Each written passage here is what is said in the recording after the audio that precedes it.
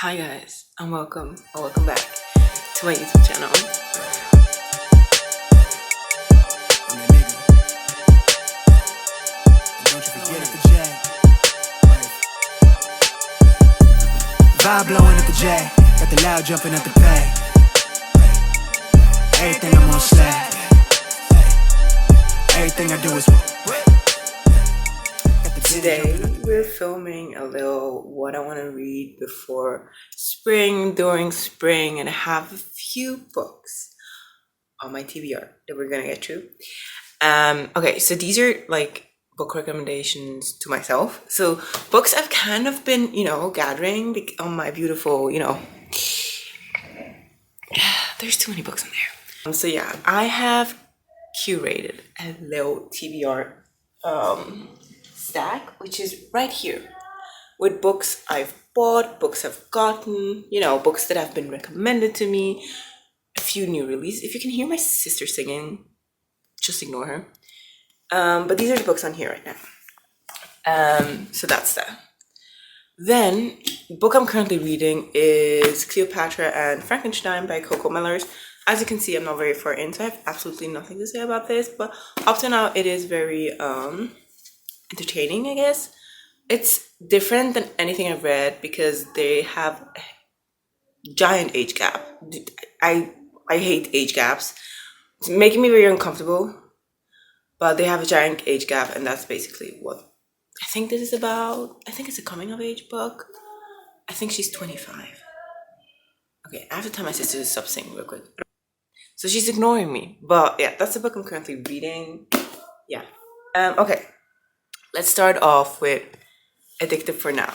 As you can see, this book has gone through a lot. So I was this far into the book, I think like this, or further, when my water bottle in my track bag decided to not be locked anymore and open up and pour all over my book. And because my track bag is always so full and like my spikes are in there, I technically destroyed the book. There's like literal holes in here. So I was so sad. I even texted Wilma. I was like, I'm so sad. My Addicted for Now book was just totally destroyed. And I feel embarrassed going out with a book that looks like this, even though all my books that I've ever read look so bad. I don't know why I can't keep books pretty, but once you put the book in my hand, do not think you'll get it back as pretty as it was before. I've read 2 books in the Addicted series, and I'm not like obsessed, hence why I never replaced it or never finished reading it. But it's just enjoyable. It's very, fun. So Addicted is about Lily and Lo, and Lo is an alcoholic, and Lily is literally a sex addict. I think that's a spoiler. Anyways, but that's basically what it's about, and they're best friends at the start of the series, and you kind of go through the whole process of them dealing with their addictions, and you meet more of their friends, of their siblings and stuff like that. And yeah, you just get literally just torn into the story, into their crazy world. It's kind of giving a little bit of Gossip Girl because they're, they have wealth, I guess, and they're living a good life. So it's giving Gossip Girl, it's giving Magnolia Parks, but it is just very entertaining. And I have to read the 3rd book because my friends are literally annoying me about the 3rd book. They're like, oh, you've got to read it. I'm like, I'm going to read it at one point. Then we have Hamnet by Maggie O'Farrell. And I'll just read the back for you guys because I'm not very good at explaining what books are about when I haven't actually finished them. So, let's just read the back.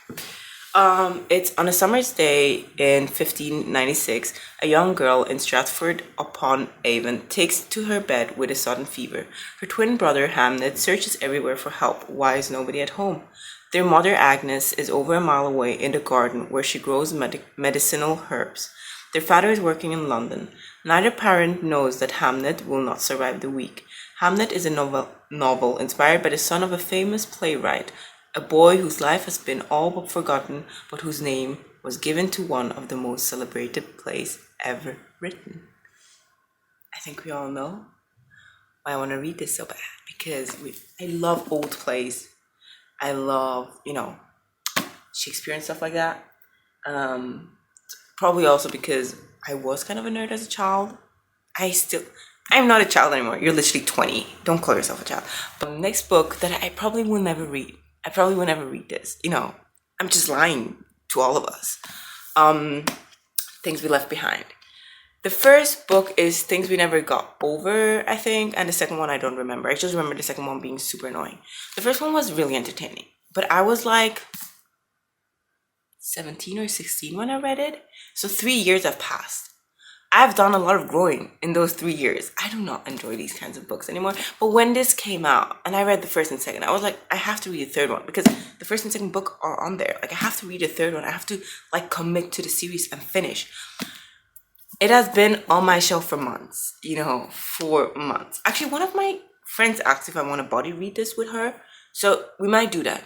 I might body read this with someone because otherwise I'll never get to it. And also, why is it so big? Like, small town romance. And I think this is kind of a rival. There's no enemies to lovers in small towns because who are we kidding? They just don't like each other. And then it turns into romance. Literally what happens, I think. Yeah, it's about Sloane and Lucian, I think, which are characters that you also have in the other two books because it's kind of a friend group or family. Next book was a gift by someone and it's called The Secret Garden. First of all, can we just quickly appreciate the cover is so pretty. I don't usually go for pretty covers, except the Magnolia Parks books because I don't want shoes on my covers. It's just freaking weird. But this one is so pretty. And actually I have to look up the description because I don't know. In a house full of sadness and secrets, can young orphaned Mary find happiness? Mary Lennox, a spoiled, ill-tempered and unhealthy child, comes to live with her reclusive uncle in Misselthwaite Manor on England's Yorkshire... Okay, whatever. After the death of her parents. There she meets a hearty housekeeper and her spirited brother, a dour gardener, a cheerful Robin, and their woeful, hysterical, and sickly cousin, Master Colin, whose wails she hears echoing through the house at night. With the help of the Robin, Mary, I keep speaking German, Mary finds a door to a secret garden, neglected and hidden for years. When she decides to restore the garden in secret, the story becomes a charming journey into the places of the heart, where fate restores health, flowers refresh the spirit, and the magic of the garden coming to life anew brings health to Colin and happiness to Mary. Actually, I need to pick this up sooner. There's pictures. I think this was my exact reaction when I got this book for my birthday. I was like, there's pictures. And I get so excited about pictures in books. It's like I'm just 7 years old again. Pictures in book, call me in. Then Writers and Lovers by Lily King. I've been wanting to read this for so long. I finally got my hands on it. I finally bought it. I'm so excited to get to it. Again, reading the back for you guys because I cannot explain a book I haven't read. Recently, out of a devastating love affair and mourning the death of her beloved mom, Casey is lost. The novel she has been writing for 6 years isn't going anywhere. Her debt is soaring, and at 31, with all her friends getting married and having kids, she feels too old for things to be this way. Then she meets Silas. He is kind, handsome, interested. But only a few weeks later, Oscar, older, fascinating, troubled, walks into her life, his 2 boys in tow. Suddenly, Casey finds herself at the point of a love triangle, torn between 2 very different relationships that promise 2 very different futures. I don't actually like love triangles, but she's an author. And that's all I cared about when I got this. And of course, I had to add a thriller to this TBR. Is there 10 thrillers on there? Yes. Will I definitely be reading more than just this one thriller? Absolutely. But this is a thriller I chose to show you guys in this video. It's Billy Summers by Stephen King. I have yet to read a Stephen King book because I keep picking them up, not finishing them, because I am annoying. Anyways, let's read the back again because as I said, anyways, the perfect crime doesn't exist. The perfect getaway, That's another story. Billy Summers is a killer for hire. He's among the best snipers in the world, a decorated Iraq war vet who can blend into any neighborhood and disappear after the shot is taken. But he'll only agree to a contract if the target is truly a bad guy. Now Billy wants out, but he's offered one final job, an offer which is just too big to refuse. As the days count down to the hit, Billy senses something is wrong. He doesn't yet know just how wrong, or about the woman who will help him try to set things right. Part thriller, part war story, part lyrical portrait of a small town, America. Billy Summers is about a good man in a bad job with one last shot at redemption. Y'all, I've been wanting to get into Stephen King. I've tried Misery a million times, so this is what we're trying now. My mom's downstairs. I can hear her talking to my sister, so she's about to come up any second now. Knowing her, you know. Ik ben wach. Hallo? Hoi. Ik ga dicht zoeken, is oké? Bist du in einer Video oder was? Yeah. Okay, so my mom came in and we have to talk for a little, but we're gonna keep going in my video, okay? I have to get back into my spirit because usually I lose it. So next book, which was a new release, again, Check and Mate by Ali Hazelwood. It's about chess. It's about two people. He is really good at chess. She was really good at chess. And she gets back into the game. And yeah, they said rivals to lovers. Again, rivals and enemies to lovers for me is only in fantasies or like dystopian books.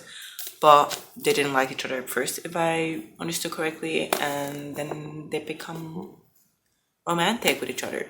So again, an easy book. It's a YA book as well. So yeah, love a little YA book from Ali Hazelwood. She's also the one that wrote the Love Hypothesis. Her books are just very entertaining, in my opinion. Very entertaining. We're also reading The 7-Year Slip. I'll, read the description for you guys because, again, I don't really get what the book is about, but my girlies all read it and they're all saying it's so good. Like, I think Caitlin just recently read it. I think she's called the Fox's Library on Instagram. She just read it and she had like a raving review on Goodreads about it. So, if Caitlin reads and says it's this good, I've got to read. Sometimes the word... Let's just restart this, okay? At this point, sometimes the worst day of your life happens and you have to figure out how to live after it. So Clementine forms a plan to keep her heart safe. Stay busy, work hard, find someone decent to love, and try to remember to chase the moon. The last one is silly and obviously metaphorical, but her aunt always told her that you needed at least one big dream to keep going. And for the last year, that plan has gone off without a hitch, mostly. The love part is hard because she doesn't want to get too close to anyone. She isn't sure her heart can take it. And then she finds a strange man standing in the kitchen of her late aunt's apartment. A man with kind eyes and a southern drawl, and a taste for lemon pies. Random. The kind of man that before it all she would have fallen head over heels for. And she might again. Except he exists in the past. 7 years ago to be exact. And she quite literally lives 7 years in his future. Her aunt always said the apartment was a pinch in time, a place where moments blended together like watercolors. And Clementine knows that if she lets her heart fall, she'll be doomed. After all, love is never a matter of time, but a matter of timing. An overworked book publicist with a perfectly planned future hits a snag when she falls in love with her temporary roommate, only to discover he lived 7 years in the past in his witty and wise new novel from the New York Times best-selling author of The Dead Romantics, which I didn't read, but I want to pick up very soon. Very excited for this. I only have it on here. There's a sticker on here for some reason. I only have it on here because I haven't picked it up. I don't know why. Because I think I put it on here when I was reading a dark academia book, and I was like, maybe I don't want to finish it. I still have it on here, and I'm very excited to get to it this spring. And then y'all, okay, first of all, nobody yell at me, nobody comment anything about this. All of my friends, nobody text me about this. I don't want to hear it, but I'm trying again. I've tried reading this book for more than a year. I got this October 2022, 2 days before my birthday. Started it, didn't finish it. Restarted it in spring, didn't finish it. Restarted it last October, didn't finish it. Y'all, a little life. Like, what can I say? I really want to read this book because I know I love it so much, but I cannot get into it. Because I love the characters in this book so much, but I cannot get into it. I can literally not. I like read and then I'm like, I'm so detached from this. I don't want to keep going. And then afterwards I'm like, girl, just finish the freaking book. But I don't. But this book has had, I don't want to call it hype because people keep crying about this book. But I really want to see if it can make me cry because not many books have made me cry in the last like 8 months. So, you know, I need to know that I still know how to cry. So I want to get to this book, you know. Yeah. So excited. I want to really read. Okay, I really want to read this spring. Please read it. Please read it. And then give you guys an update on how I liked it. I also have 2 nonfictions if you guys like want to know what nonfictions I'm trying to get to next. So basically the next one I really want to get to is Talking to Strangers by Malcolm Gladwell. I really want to keep reading nonfiction because I feel like it's helping me learn about myself so much. So this one is definitely on my TBR for nonfiction. And we also have Anxiety RX. Again, a nonfiction I would really love to get to. The only reason I didn't get to this yet is because it looks like a textbook. This is also my TBR, and it's like, I think the author that writes this has anxiety himself or has struggled with anxiety, which is why I picked this up. And I'm very excited to read, like, because I feel like I've learned that I love reading about the author's experience themselves instead of just hearing what they say you should do, hearing what they did in order to get better. And I feel like that helps me so much more than just hearing, oh, wake up early in the morning. And I'm like, do you wake up early in the morning? Like, did it help you or are you just talking? Yay. Guys, this is the end of my video. If you like this video, give it a thumbs up. If you didn't, don't do anything. If you want to see more of me, subscribe or check out my socials in the description box. And yeah, see you guys next time. Have a good morning, afternoon, or night. Bye, guys.